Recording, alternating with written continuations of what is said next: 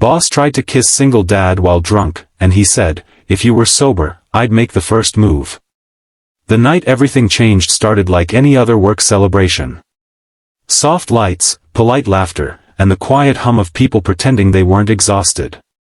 No one there could have guessed that one small moment of restraint would turn into a story about dignity, kindness, and how doing the right thing can quietly change lives. Sometimes kindness isn't loud. Sometimes it's a pause. A step back. A sentence spoken gently instead of a mistake made in the heat of the moment. Before the story begins, take a second to support the channel.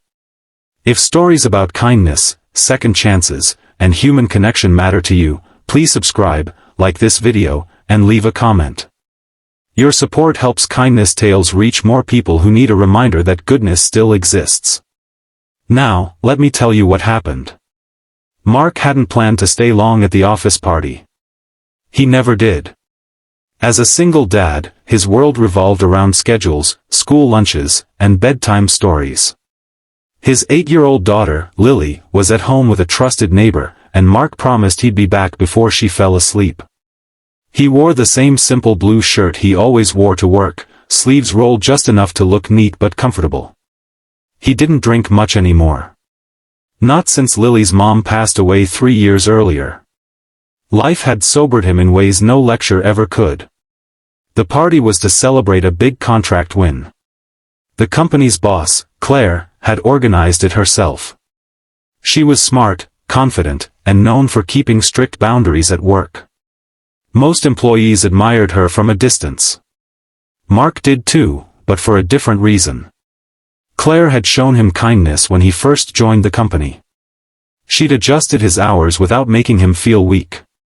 She never asked questions about his personal life, yet somehow always understood when he needed flexibility. She treated him like a person, not a problem. That night, Claire was different. The music was louder, her laughter looser. A half-empty glass of wine was always in her hand. Mark noticed but didn't judge.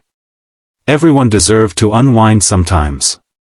As the night went on, people slowly drifted away. Mark checked his phone. A message from the neighbor said Lily was asleep, hugging her stuffed bear. Relief washed over him. He was about to leave when Claire walked up to him. "You never stay late," she said, smiling softly. "I've got a good reason to get home," Mark replied. She nodded, but her eyes lingered on him longer than usual.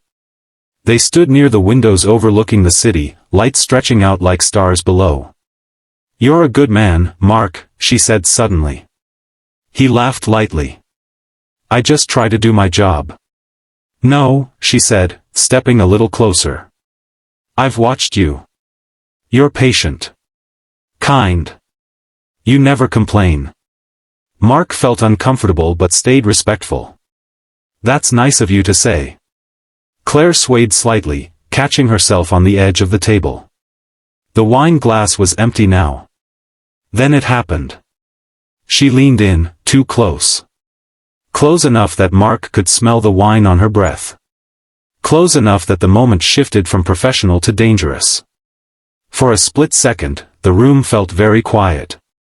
Claire reached out, her hand brushing his chest. "You ever think about us?" she asked, her voice low. Mark's heart raced, not with excitement, but with concern. He gently stepped back, lifting his hands as if to create space, not rejection.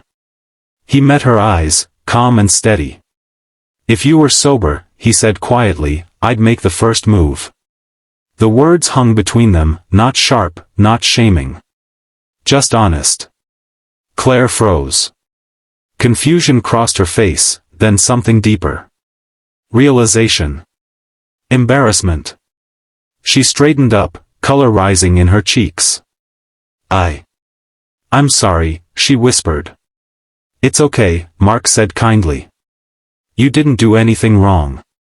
Let's just forget this happened." He grabbed his jacket and headed for the door, leaving without another word. That night, Mark didn't feel proud or heroic. He felt sad. Sad that someone he respected had crossed a line. Sad that alcohol had blurred something important. But he also felt peaceful.